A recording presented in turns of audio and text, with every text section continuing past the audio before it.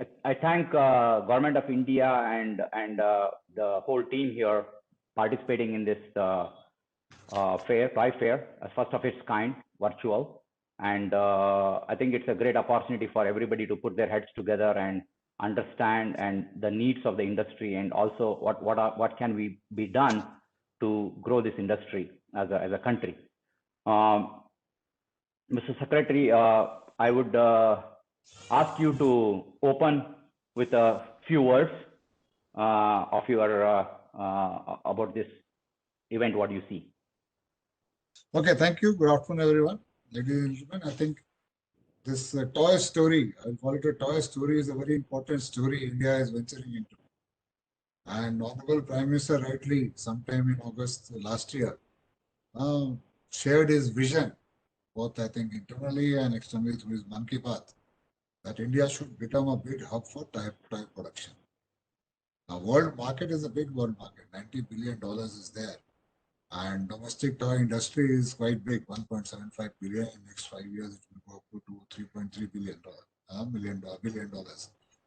And with this new education policy, in which the school education is supposed to be linked to be done with toys, etc., I think the jump may be much more than what linear growth which we anticipate.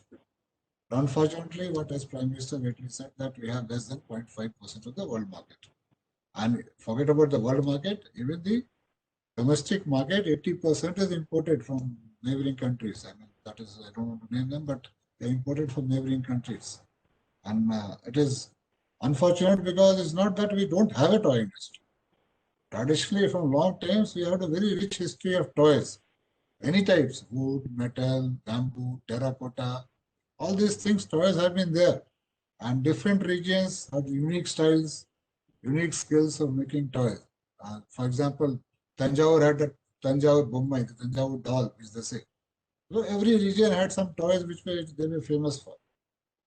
But somehow, over time, because of cheap toys and easy imports, everything took over. So we needed a concerted approach to win back our toy industry, which should have been rightly ours. It's not even a high technology industry that we don't have the technology, etc. Like designs and all that which we have to import. So realizing this, I think a steering committee was formed by the Ministry of Textiles to prepare a national toy action plan. Focus with the same vocal for local and Atmanirbharta. Now here is why our topic of discussion today, skilling, comes in.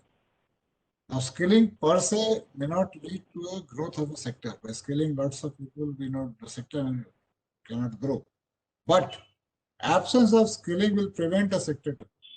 We don't have skilled persons and you have all the inputs there. The sector cannot grow. So we have to have a clear-cut plan for skilling also when we talk of Atmanirbharta. And since it's a very important component, while it itself it doesn't drive, its absence will stop everything. That's like a brake, not like an accelerator. I mean, that's how I describe skilling in any sector, especially again in toy sector. Now, those who are aware of the skilling ecosystem in the country, it is divided into various sectors. There are 37 sector skill councils who focus on the skill requirement of the sector, design courses. There is no single sector which looks toy as a whole. Skilling requirement for toy industry as a whole. Components of toy industry can be found in all the sector skilling which takes place. Be it carpentry, there will be some skills in the carpentry sector which will require for toys, sewing, electronics, IT and ITs, which is modern app-based toys, which that also I call toys. I mean, that also plastic molding, glass, metal, leather. I mean, there's no end. All these sectors have some skills which will be required in the toy industry, but we don't have either a focused course for toy making in any of the sectors or amalgamated multi-skill course where people can get skilled in various aspects of toy making. The toy orientation is missing in the sector per se. So this was a big challenge. So we also, with this ministry, formed a committee with experts from various skilling sectors and for toy industry to prepare a roadmap that how we should go ahead for skill development. And the target was to identify what kind of skills are required for the toy industry and how these skills can be transferred on ground either through short-term skilling or long-term skilling or apprenticeship. Uh, Basically, what will be required to take what we call national occupational standards. Each job role can be split into national, what we call NOS, like putting a nail on the wall. That's one NOS. So say similar NOSes can be. So you have to take NOSes from various sector which already courses are there and combine into a make a toy-oriented course. So basically, what we like a skilled worker to do, you should be able to conceptualize, you should be able to design, operate the various machines, automatic or semi-automatic machines required. I think with the scale which we are thinking, the handmade toys will have a place, but we have to go for a lot of machine-made toys for that scale, for that cost which we want to do. Designing, as I said, electronic design, how to combine with electronic, automation, all those things. Also, retailing and merchandising, that is also a skill. How to market it, sell it, all those things, skills will be required. And other thing which will be very important, that if you are scaling it up and you are thinking of the world market, safety issues and quality issues are very important. That you can't have rough edges, the kind of pigments you are using, all these things will go into the skill sets will have to be included when you're thinking of the world market. In India, generally, we have, I don't know, we have an attitude of accepting a lesser quality. Even if there is a rough edge, chalo chalega, that is the approach. That okay, it's all right. But for international market, we can't. And even when we import, we see if you buy something and go to a developed country, buy a toy made from the same country, quality is totally different from what the country sends to India. It's much lesser quality because but when you're working for international market, quality is this.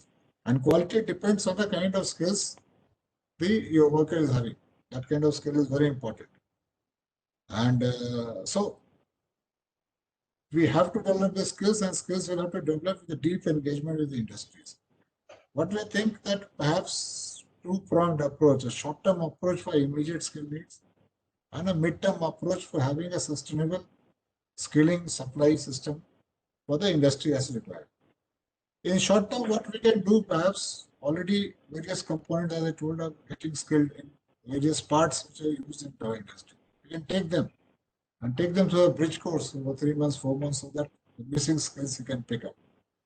And also, we have a large number of artisans, etc., who make toys, but they are not formally skilled and need some polishing up. A recognition of prior learning with a bridging course for them. This will lead to supply of a skilled personnel in a short term. In 6 to 9 months, we will be able to start supplying skilled manpower depending on the requirement of the industry. I mean, again, I said industry will need other things, capital, market, etc., other things which will be required. So, but depending on the requirement of the industry, we can supply skilled personnel in 6 to 9 months. In long term, we'll have to develop specific courses, both for long-term training and the ITI, short-term training to short-term training center, and apprenticeship, and take up skilling as formally in those areas. So that is very much important. One thing perhaps we can think of is a cluster-based approach. We are thinking various clusters can be for toy making.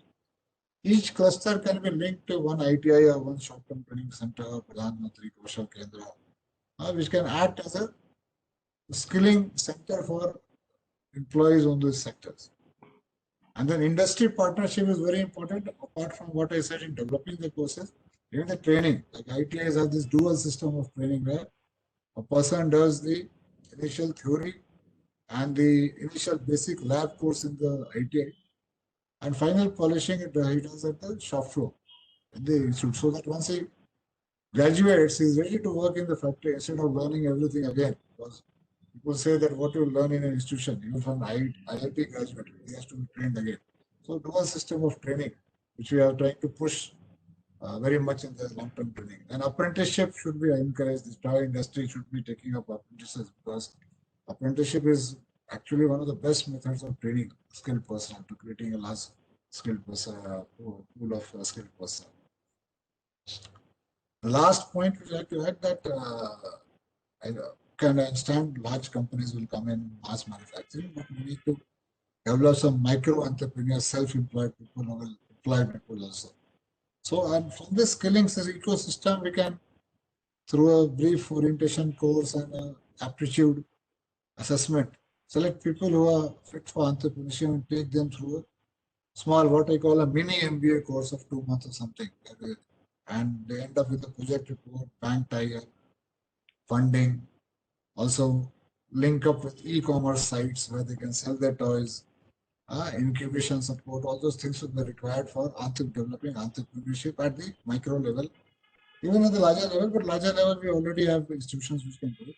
At the micro level, someone is preparing, suppose, dolls. So how he can become an entrepreneur? So last I would say it's a long journey ahead, but it's something which is achievable. It is much easier because we have a ready-made domestic market we can capture anyway.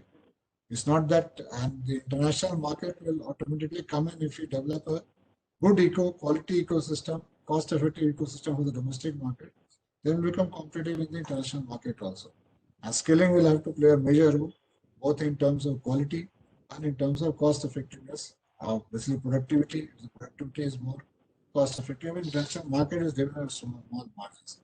With this brief address, I'm closing now. I'd like to listen to experts like you instead of speaking. Thanks, sir. Thank you.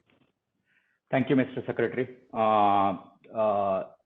Your point of global market of $90 billion toy industry in the end market wise, and India being at $1.75 billion and predominantly imported, as you mentioned, it's a great opportunity for India as a country to domestically meet the requirements and also potentially support the global requirement.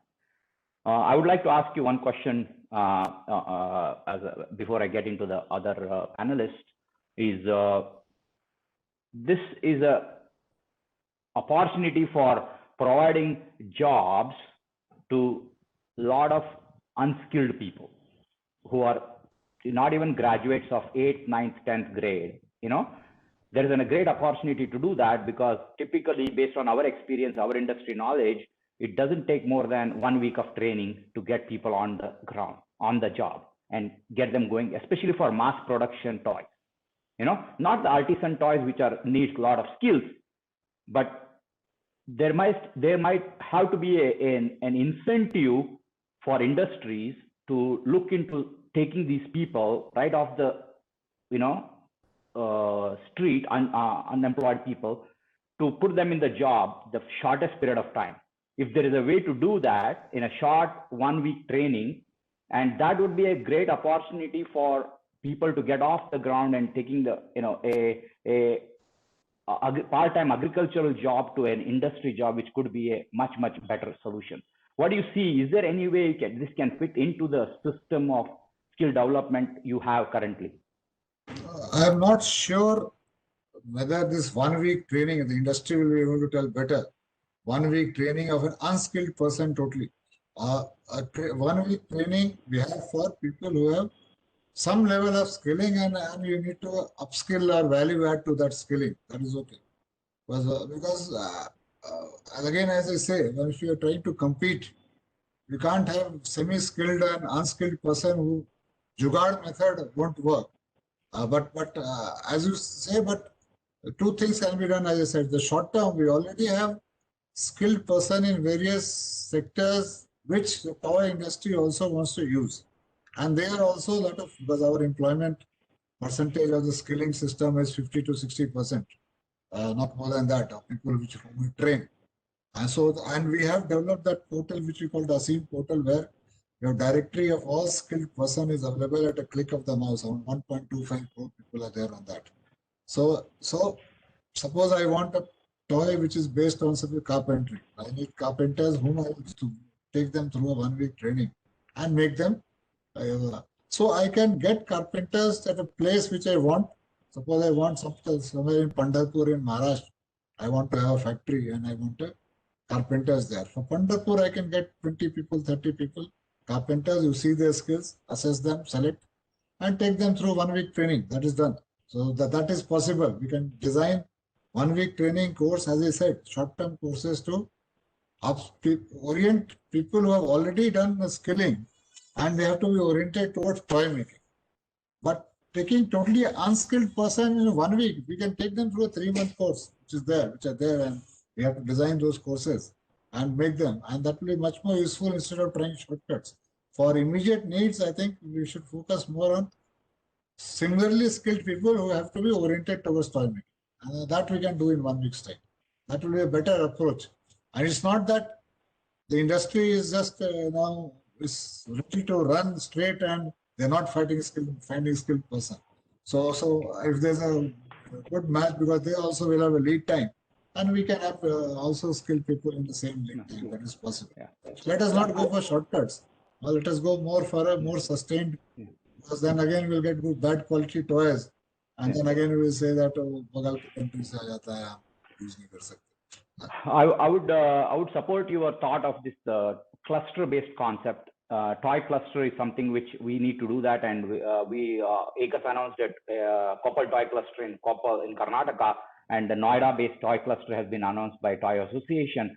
So we expect more of these toy clusters to come in to build an ecosystem, which includes a skill development as a part of that, and it is a holistically providing solution to the manufacturers. That's what we expect it to happen to meet the requirement of the industry. So jumping into talking to a bit of the industry people, Shabir and the rest of the team, I would ask you to speak, a few minutes, couple minutes of give brief background about yourself and the company you represent or the institute represent. In case of Mr. Shekhar. Yeah. Good evening, sir. Mr. Arvind, Mr. Shekhar, Mr. Ashwini. I'm really honored to be invited for this panel discussion.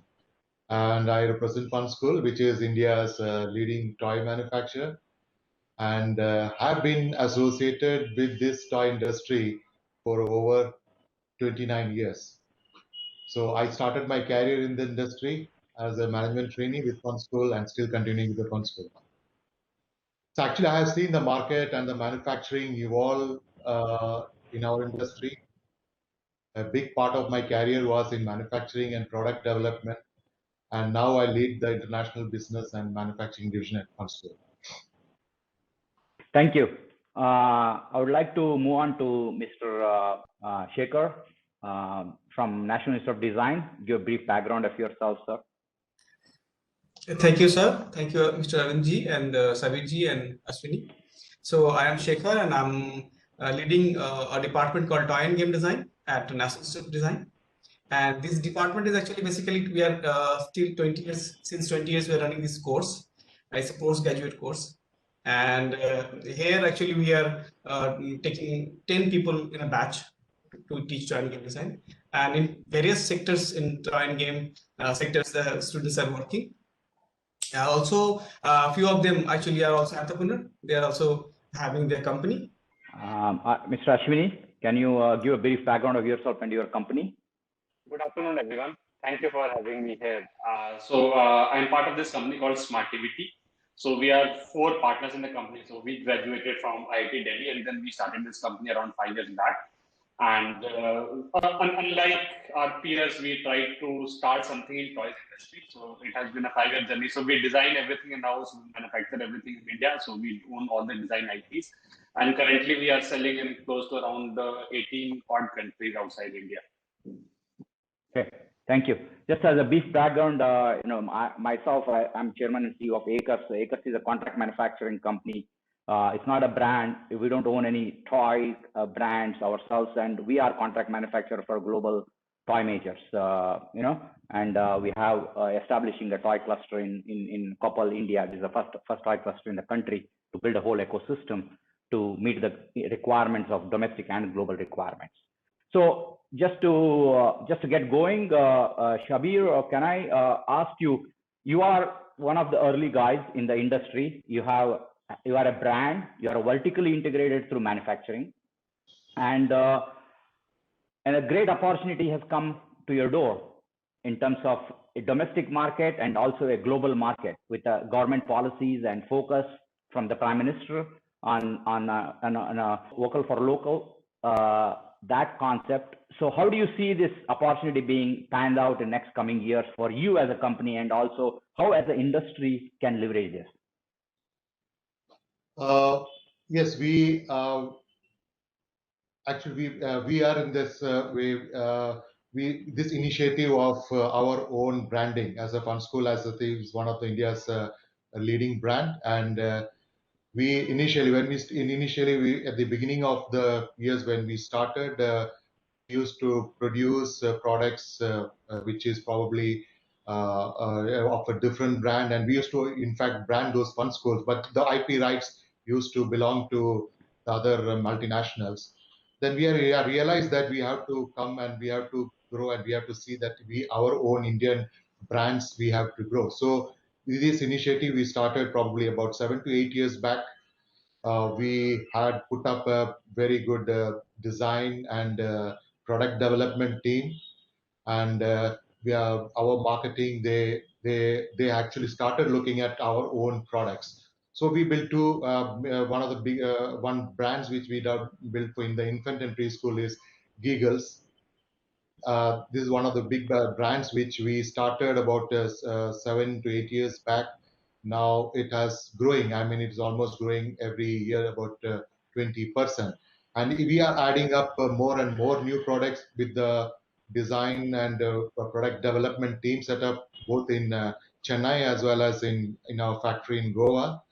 All the engineers, we have designers from IITs, we have designers and even the product development team from leading institutes. And our marketing gets a good support. I mean, they look for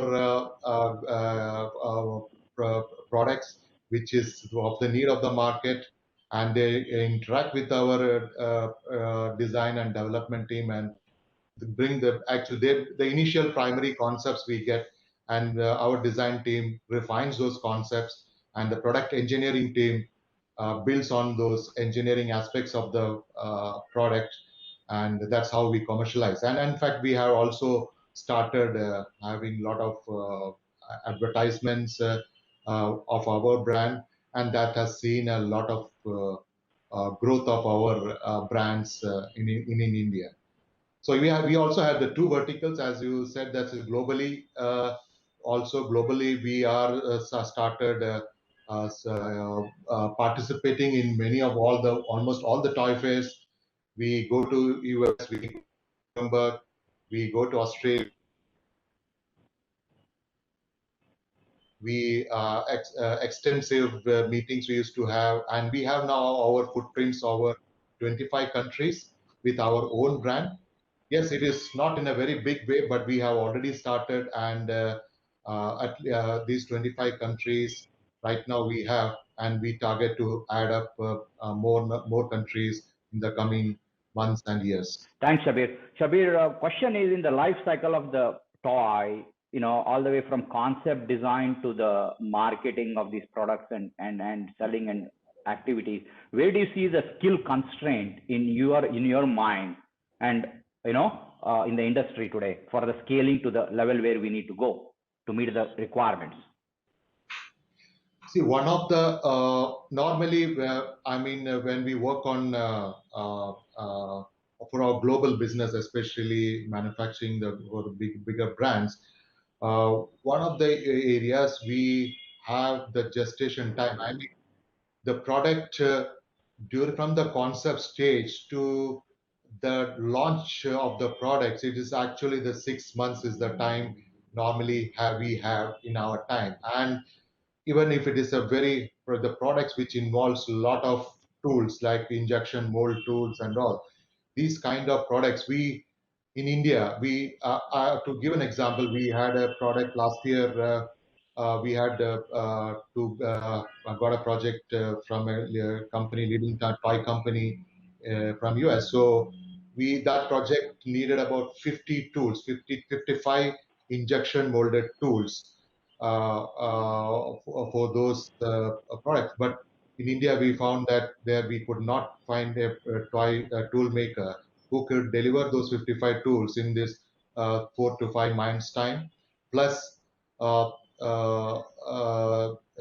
they could not they give us the right kind of cost which other international or outside India what we can get. So we had to we are forced to look at other options. We had to go international outside India to look at those tools to see that these tools are being done, because even in fact we getting this thing done outside India, and with those the timings or the transit time, we that still in India we cannot get those done. It will take not less than 10 months for us to get those 50 to 60 tools Okay. by Indian tool makers. Tool capacity, tool manufacturing capacity, tool design capacity is one of the big skill gap what you identify, and we all see that as a country. You know, we are basically manufacturing today somewhere around $100 million worth of products every year, in my view, approximately in that range. And for that, we are running short of tools. Okay, Yeah. if we have to go $1 billion, you're talking about 200 to 500 tools a month capacity production, what is required as a country. And we are most probably in a position of doing 10 to 20 tools a month right now. So there is a great gap. It's a chicken and egg situation. Unless we have the tool capacity, we cannot speed up the production, and we cannot speed up the production unless we have tools. It's a chicken and egg. And unless we start delivering quickly, customers won't come for global manufacturing and even for a domestic perspective. So that's the key gap, skill gap we identify in the tool manufacturing. And obviously getting into the design side of it, Mr. Shekhar, I'm jumping to you. Tool design is one of the area, most probably not necessarily, it's more of an engineering activity than a design side of it. And question is for you, a conceptual design, more of a design perspective, how do you see your institute or your own team, your students coming up with a global products coming out of India, the toy products? See, actually, in the curriculum itself, we have a lot many kind of inputs, like visualization and software inputs to minutely design all the parts of a toy. Also, we are multidisciplinary institute, so here we have transportation design and product design also as well. So interdisciplinary support we are getting, so interexchange of knowledge also we are getting. So our students are capable of designing a concept based on all this, kind of detailing of the product. It can say specification of the product. So if actually, so the thing is like, no, still the industry is not that way using designers in a what you can say structured way, all the companies, and not taking design support in a way that can help them in a way. So like the industry should use take interns and use the design capacity of the students, in order to what you call say improve themselves also in a way. So we are initiating, we're trying to give this initiative to ask industry to take designers and design based approach basically for manufacturing. That will help them holistically, so it's not only about the one part of this making tools and all, also other newer concepts. You also mentioned that industry is actually always ever more demanding newer concepts every time, and based on that industry is running. So design also support also give them actually generating a newer concept every time in a way. As a country, we are extremely good at a specification based design. If there is a specification, we can do detailed design and do engineering drawings and potentially get that ready to production and manufacturing. But historically, we have pulled ourselves back on a conceptual level, less of invested on the conceptual and also the more of a what do you call the shape and that type of the styling side of it. We have done invest less capability we have built. Do you see that changing with the NID being more mainstream, trying to push this into the toy? See, it's not only about the styling or the form of it or aesthetic of it. Actually, basically, if you say toy is basically we are dealing with play, and now play is a very intangible human behavior. So So to understand the user, you need to understand what is the development stages and what is the importance of play in all these developmental stages. Also, the aspiration of users, also kind of capability of the users. And so there are not many other disciplines also comes in, like child psychology, human development and psychology, cognitive science, and also economics and all. So to predict play, you need to understand the play behavior or play pattern of the user.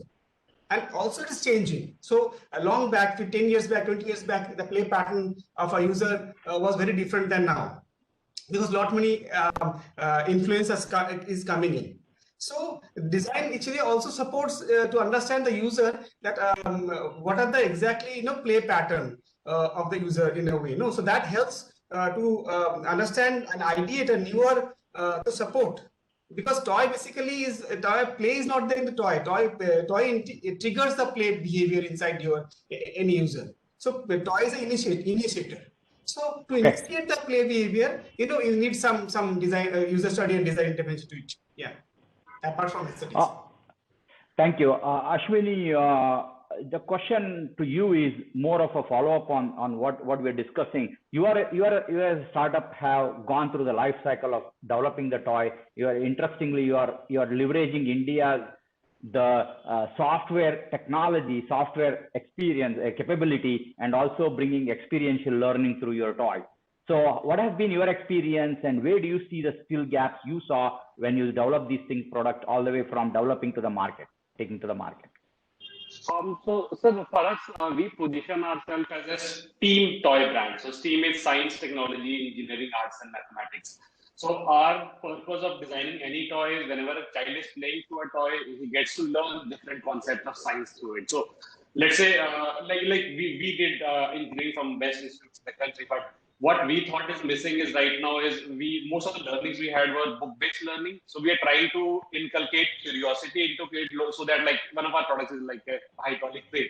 So kids can ask how hydraulics work, how JCBs work around you. So just creating curiosity into kids. So what we have experienced is lately last 7-8 years. So the easiest mode for any parent to engage with kids is a mobile phone, because it's free of cost. YouTube is free, so kids can just keep on watching more and more videos into it. But at the same time, what has happened is, especially in Western world and now in India also, parents have started realizing that they have to reduce their kids' screen time. So that's where we come into picture. So, and we try to make the engagement phygital. We call it phygital, so which is physical plus digital. Because going forward, mostly things are going to be digital, but at the same time, you have to stick to your basics. So right now also there are kids who can operate iPad end to end, but they can't tie their shoelaces. So basic hand-eye coordination, as Shekhar sir has mentioned, so basic cognitive skills, they need to be there within the kids.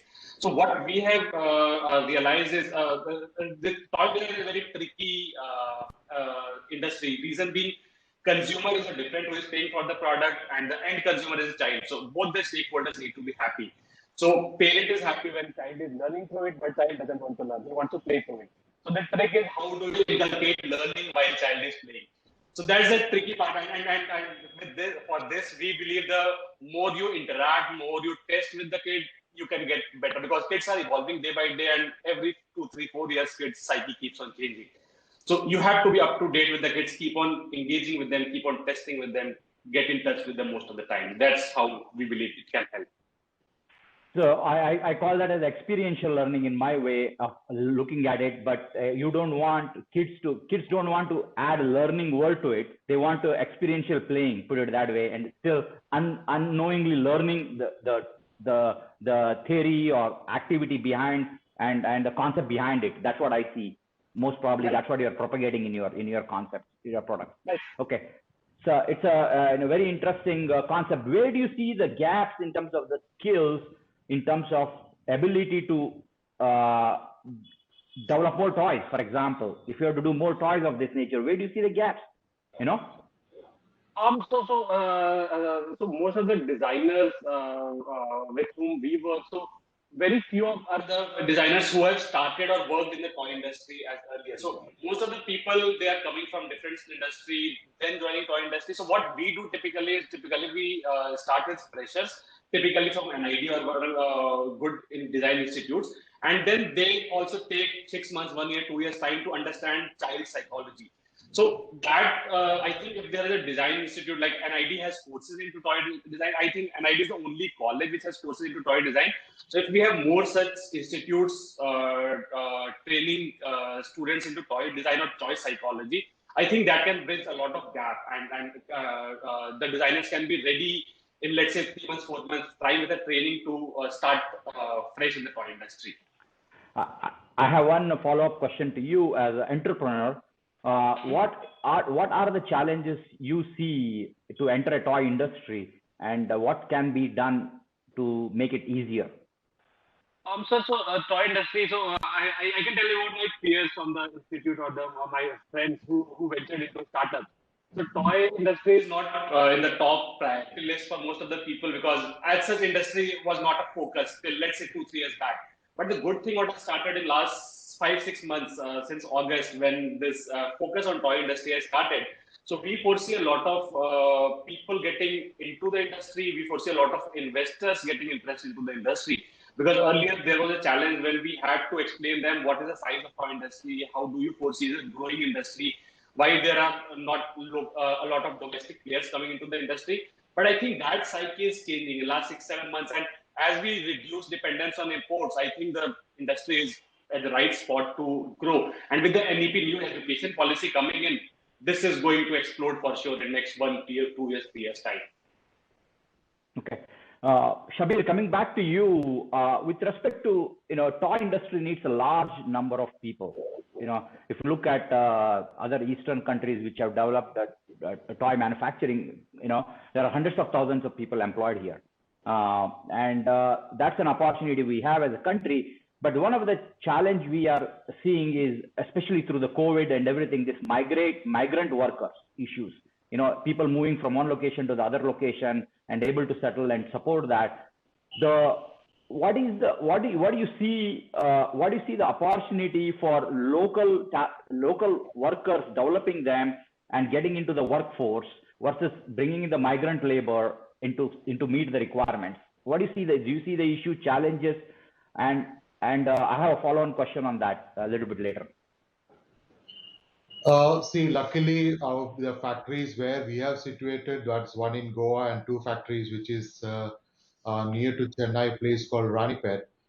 These are more of, especially the Ranipet belt is more of an industrial belt, and we have a lot of local labor. So we are not dependent on the migrant workers. So the problem what associated with the migrant workers, we do not face. So we already have a very good pool of workers in and around the villages we have, and they come we get, and mostly about 50 to 60%, 60 to 65% of the workforce is women who actually would like to work in a very safe environment. Toys is not a very a kind of a difficult working environment, unlike in Ranipet, where a lot of leather industries, which is dealing with a lot of chemicals, and people prefer especially the women workforce prefer to come and work in a toy industry where the work environment is very clean and very safe and not hazardous as they do. So the issue what we migrant labor we don't have. The things, yes, there are some of the workers. They are more keen to work on a 12-hour shift. I mean, if you look at it, we find that many of the workers, they want to earn a lot of money. They want to do that in spite of we give you all the minimum wages and all what we follow. They want to work on a 12-hour shifts. Which we are not able to do that, because the reason being that we have a lot of international, the law forbids us to, labor law forbids us to go from to work 72 hours a week. So that's one area where we have, because the laborers keep migrating, because some laborers, they come, they work here, they find that we are not able to give, they keep moving to other industry or earning higher wages because other industries, they offer 12-hour shifts. So this is one area we face a problem. I mean, with the government's new policy coming in with changes in the labor laws and everything, will permit you to have people work 12-hour shifts, but still may not be able to get to 72 hours, but they may be able to work 4 days or 5 days. Will that solve your problem? With the right skilled labor, you don't want to lose these people. These are skilled people, and they don't want to go into the other industry is not helpful to you. So do you see that as a potential solution? Even if they can work, 4 days a week at a 12 hours a day? Still doing a 48 hours without any overtime, Yeah. I mean, but even if government laws allows, but I don't think internationally there are a lot of ethical sourcing norms which will prevent us to employ people more than 72 hours. So I don't. No. I meant working at 48 hours. If they work only 4 days a week, at 48 hours, will that be okay for you? Is my question. It might be okay for us during the unseasonal time, which is thing, but not during the season. The season time toy industry works from June to October. These are the main season where you have plenty of orders which we need to execute, and many times it happens that we are unable to accept these orders because of toys being a labor intensive. There are a lot of labor requirements, and we will not be able to mobilize those kind of labor, and especially these laws where in 48 hours, where I don't think it might help during those time. But yes, it will help during lean season, when during Jan, Feb, March, it will help us, not during the. I mean, the other thing we have seen in India is toy industry is very fragmented. There is no large players. There are very small players, and typical of all the manufacturing in India, in the country. So that's one of the things we need to look at, economies of scale to get that is skill development, all these things. Clusters will end up having 20, 30, 40, 50,000 people operating in a single zone. So it is very important to make sure there is a uniform labor practices in the clusters, and everywhere else in the industry are global standards. And I think that's something which might have to be considered, has a discussion with the government on that specific element, which is part of a skill development also, end of the day, because it's whole integrated solution that needs to be provided. I think it's a very important point, because we cannot be fragmented so much with so many entities. It needs to be in a concentrated to a certain extent, especially for export reason. For artisan focused, we may be able to do this in a very small pocket, but for exports, it will be very difficult to have a fragmented workforce in our view. That's what I see. That's one of the point, Mr. Secretary, to be considered with respect to the skill development and overall integrated way of looking at what does the labor means to the industry per se. Coming to Ashwini, your products are brings the technology and a traditional toy making in what I can call wood and various other base. It's basically bringing the past with the future in my way of looking at it, and it's a uniquely positioned for a global product. How difficult or easy for you for the talent to market this product globally, talent availability in the country? To market the product globally, so we were a very young organization, so we are just 5-year-old, and as Shabir said, told that Fun School has been visiting most of the global toy fairs. So that's the approach we also took to start tapping into global markets. So we started visiting the global toy fairs for last, I think, 3.5 years back, and so that's the way approach we take. But largely how we operate in global markets is typically we have a country-wise distributor. So like, let's say we have a distributor for the US, we have a distributor for Europe, different country-wise, and then we take their help in marketing the product in the local region.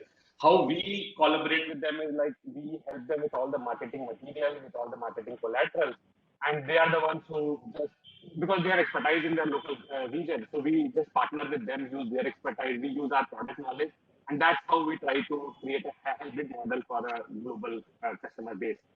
And at the same time, because they have experience in their market for the last 20-30 years, and they tell us that this is the type of packaging that will work, this is the language where you should put, this is the positioning you should keep. We take help from these guys, and take that help to market our products in those markets. Okay. What kind of constraint do you see in ability to take these products to the global market? So, sir, so the biggest challenge while selling a product to a global market is safety standards. So, in India, one of the problems we face sometimes is because while sourcing the material, the raw material, there are few lots which will be perfect, and so we have to test it regularly so that there is no leakage involved into that because the stakes are too high in that. So the one of the constraints we foresee is the supplier base, organized supplier base who are consistent in supplying product quality every time. So this is the biggest fear we have. So while taking any global orders, this is the point we try to keep checking multiple times so that we don't miss on any such thing. I think that comes down to the volumes what exist in the industry. If the volumes are large, there are dedicated supply chain can exist only for toys, which will not be common with the automotive industry or other industrial products where chemicals requirements are different compared to the toys. And that's one of the biggest risk we run as a manufacturers, from our own experience, as ability to build enough capacity to focus on toys to meet the global requirements. And as India, all BIS requirements have come in, the requirements are also going to increase. So it's not going to be much different between India and a global market, but it's end of the day, without a supply chain purely dedicated for toy industry, it will be hard to scale in our view, and I think it is important that the skilling and entrepreneurship has to be developed and support has to be provided from the industry perspective to create toy-focused manufacturers who can be tier 2, tier 3, who are only supplying to the industry or dedicated capacity for the industry. Otherwise, it's just a question of time. Page will happen. It may turn out to be a global recall, which is a problem as a brand image for the country. And it's very important as a country to make sure that we don't walk down that path. And it's something which is a responsibility for everybody. And government BIS standard is one step in that direction, in my view. But entrepreneurship and creating that ecosystem is the overall industry responsibility, in my view, and to do that. So from that perspective, Shabir, how have you gone about developing a tier 2, tier 3 ecosystem supply chain in your industry? I'll come back to you in terms of the follow-on question to both of you. Yeah, I mean, there is a necessity, especially that for the toys we have the deco paints, which is considered as a very high risk element on the toys. Especially in the past, there are various recalls for the companies like Mattel and all. So even in fact, our customers abroad, they actually, unless a paint supplier or this high risk raw material supplies, they are not approved by them, they will not allow us to procure. We have to go to their approved sources, which are in China or any other South Asia countries. So yes, we did work on that for many years. Last many years, we had developed one paint supplier who is exclusively, he used to be a glue specialist to manufacture glue, but we on many other companies like in Bangalore and especially Acres, we all came together and said that why not? This is the potential of this industry. Why not you go for manufacturing paints for the toy industry alone? So they came up, their management talked about, and in fact they had some JV with overseas company, and they formed for a technology transfer, and they have already set up. And this companies, our US companies are in the process of approving those suppliers. They have complete approval, we'll be able to buy these high risk inks and paints from them. There is another aspect to that which I probably missed to do, where we discussed about the skill gap. Especially toys, if you know that it is for the children, and we know that everything has to be very, very safe. Anything what goes into the toy has to be safe, and it is being scrutinized by the customers very thoroughly. In fact, every raw material what you produce, you need to provide a bill of substance. That means what chemical with the CAS number it goes into the product. Uh, so as a toys, if you look at it, so many categories are there. One category is where it is done out of plastics, which is more where you do pigments. There are other toys where we would have dough products. We make dough. There is another toy where you can do bubbles. I mean, you require a liquid bubble and you can make a bubble. It's also a toy. So it all requires chemicals. I mean, if you make a dough, you make a prepare this bubble film, bubble liquid film. It all needs chemicals, and these chemicals has to be safe. We need to address. We are having a big difficulty, and we do not have the industry expertise in the toy industry who can help us to formulate these. Uh, uh, uh, Provide us this formulation, especially for the plasticine, clay, which is clay also is used for making those toys, and also these bubble things. So we don't have anybody in India or any chemical engineers in India who is focusing on this formulation. So we lack big on this, especially this rotation molding. When you make a dolls, it is a very soft toy. I mean, it's a soft head. It's made of the rotation molding. So we of course we had in the past with past collaboration with another company, so we could manage to they helped us in developing those. So we had those uh, uh, rotation molding developed us, but there are still a lot of chemicals not available in India. I mean, do we have to still get those imported from China? So that's an area where we probably need to look into that. And skill sets, we need more very good chemical engineering to come into toys. Okay. Ashwini, my question to you is, how is your establishment of a tier 2, tier 3, tier 1, tier 2 supply chain for your product? Is it all done vertically in-house, or everything is, you do have a supply chain to meet your requirements?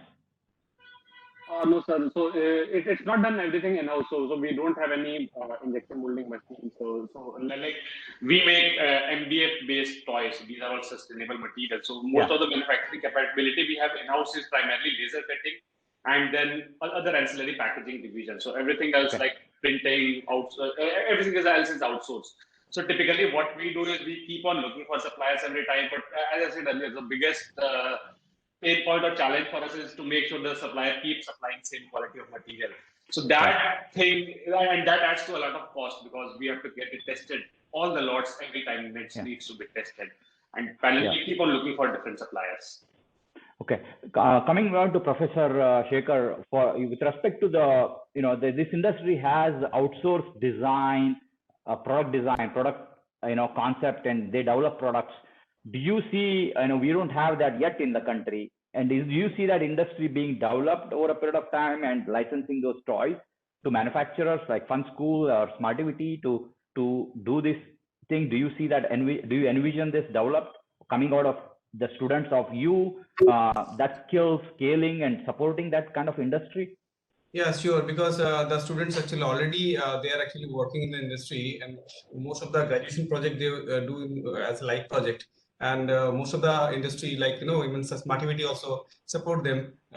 So I mean they have ability. So if the industry start to procure them, and then they can help developing and scale up the industry in any level, because for supplying newer ideas, newer user understanding, newer aesthetics, and newer interactivity of play, basically. Yes.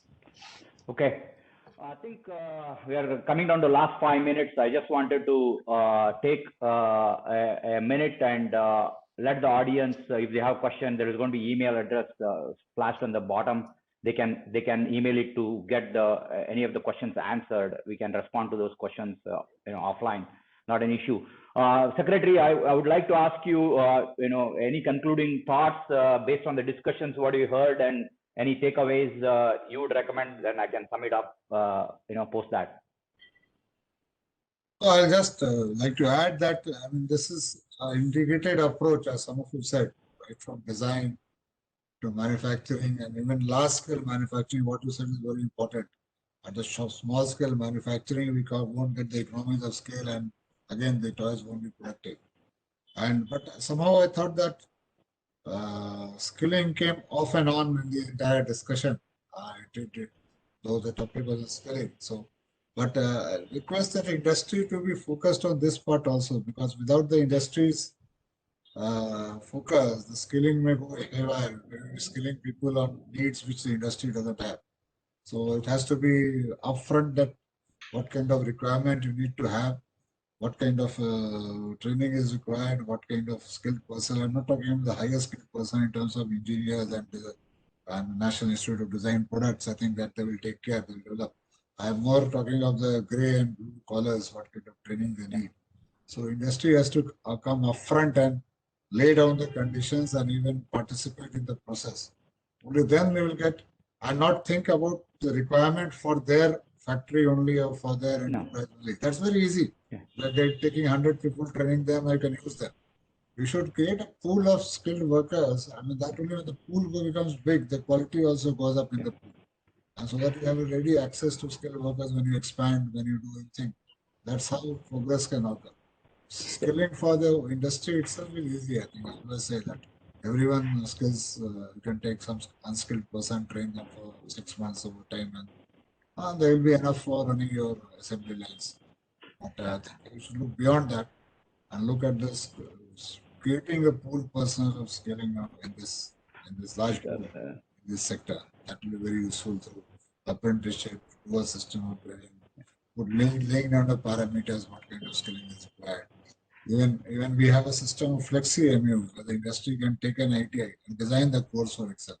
Students can do the training as per the course designed by the industry.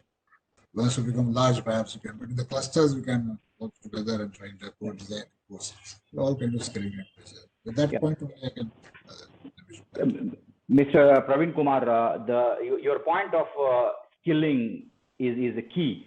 In a high volume, large scale skilling is important for this industry. No question of it. Just to give an example, I will take the example. We have 2,000 people working in doing the manufacturing the toys.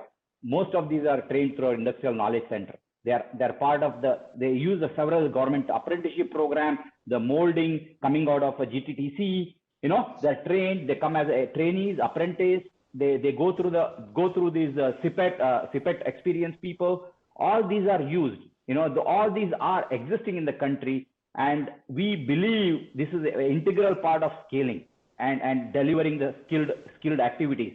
And the toy cluster, which is being set up in Koppal, our own experience, there is a skill training center associated with it, set up by the central government. It is going to be part of integral. We are establishing the lines there, the manufacturing lines, to get people there to do the assembly, the molding, the painting. All these skills are being developed over 3 months period, and then they get into the, and government of Karnataka has come forward and provided the training apprenticeship also to support them.